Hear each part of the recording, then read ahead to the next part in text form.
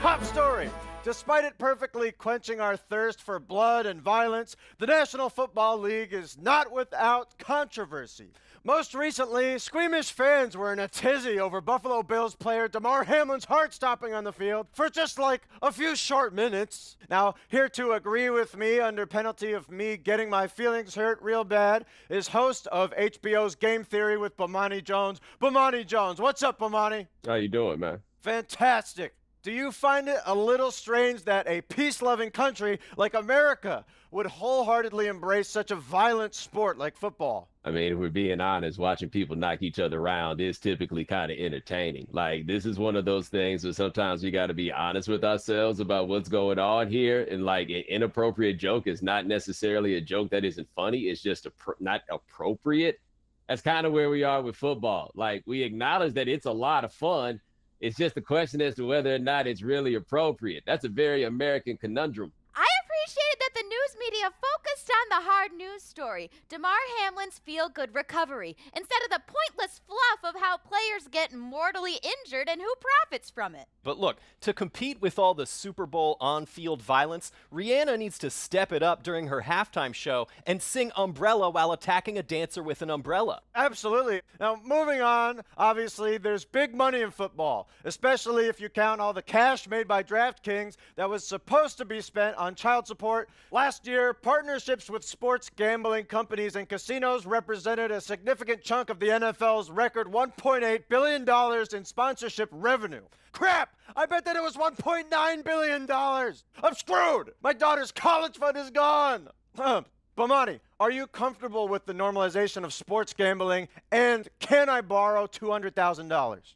No, I can't really help you out with the 200 grand, but No! It is a little bit weird. Like, people gamble on sports, but that's not really the reason that anybody got into it in the first place. And it's not even like we're gambling simply on who's going to win. You're gambling on who's going to win by how much. Like, we watch games to see who's actually going to win. You don't have to watch to see who covers, but every single sports broadcast has got the lines and the odds and everywhere all over the place, which is basically like advertising for cocaine. Now, Bomani's selfish refusal to bail me out brings me to what has become a recurring segment called I'm So Sorry, Honey.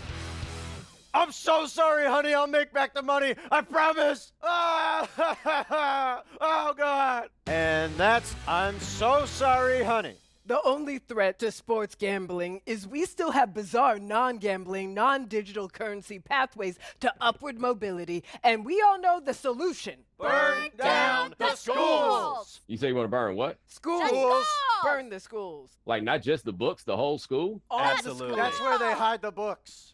Moving on, 9/11 MVP Saudi Arabia is absolutely killing it when it comes to the life of journalists and sports washing their reputation, most recently signing soccer star Cristiano Ronaldo to a $75 million per year contract. Bomani, some anti-murder dorks are upset about athletes accepting Saudi money, but isn't it a greater sin to miss out on an easy buck?